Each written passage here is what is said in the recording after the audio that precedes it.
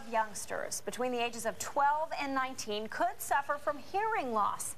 The reason? Technology. Listening to iPods and iPads with earbuds can put young people at risk of permanent hearing damage. Joining us now to talk about how to protect your kids' hearing, Tulsa audiologist Dr. Scholl. Thank you so much for being with us. You're welcome. Thank you. You've actually brought in some props this morning.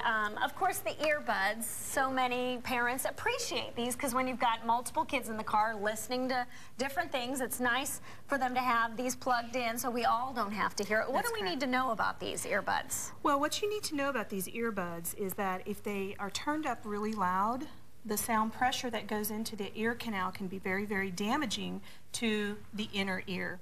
It's nothing that you feel right away. It's nothing that you go, ouch. But over time, that will cause hearing loss. So you could be causing damage and not feeling pain. How loud is too loud? How do we know? You know, I have 3 boys, and when I can hear it, they know to turn it. In fact, they'll tell each other now, turn it down, I can hear it. Mom, he's listening too loud. The other thing that's really interesting about the earbuds, these really are not designed to fit into your ear canal. So I don't know how many times I've been in like the grocery store and someone has one of these on and they're talking really loud. Because what happens is it doesn't fit well and they're trying to overcompensate for the ambient noise. If you do something like this is a custom ear mold that we make at the clinic, and I recommend, my children all have them, and what it does is it actually fits into the ear canal very snugly so that you're not getting all the ambient noise, and they actually turn it down. You don't have to have the volume up as high. That's correct. There are some other alternatives too, as far as like headphones and things like that. Absolutely. Something like this is going to be the simplest form, inexpensive. You can get them at our clinic, you can get them at Walmart, Target, you can get them at various places. You know, one of the things that we find with a lot of our especially like with our children, you know, we use sunscreen, we use bike helmets, all those things to protect car seats to protect our children, but we're letting them turn up the volume to a point where they're actually damaging their ears. You don't think about it. So when would you need earplugs like these? You're going to need these kind of earplugs for any time that there's a loud sound. I always recommend to the boys when they're mowing the yard, when they go to concerts, even my husband. And the other thing too is with going to a concert, a lot of people don't want to wear earplugs, but we can make them with special filters so they can still enjoy all the music and not do damage to their ears. We've got some questions from Facebook. A couple of folks have written in. I already have hearing loss. Can anything be done about it after the fact? Depends on the hearing loss. There are different types of hearing loss. There are some hearing losses which we can do surgical interventions for.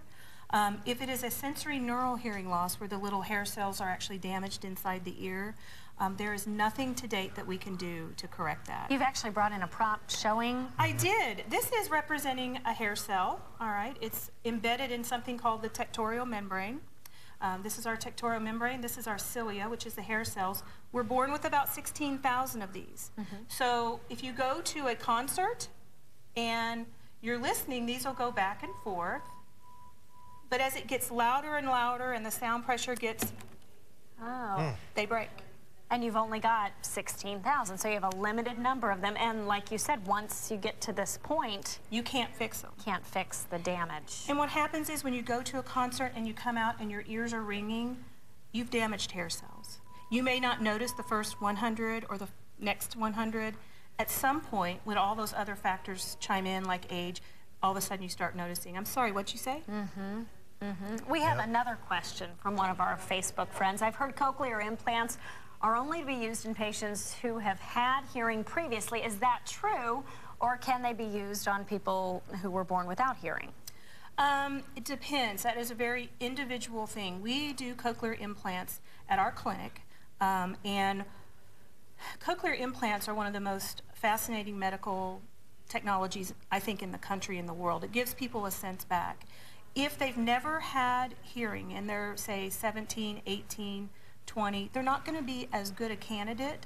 However, they can still get a lot of benefit from recognizing sound. Great. Thank you so much, Dr. You're Scholl, welcome. for coming in. We appreciate it. If you'd like some more information, just go to fox23.com and click on the Fox box.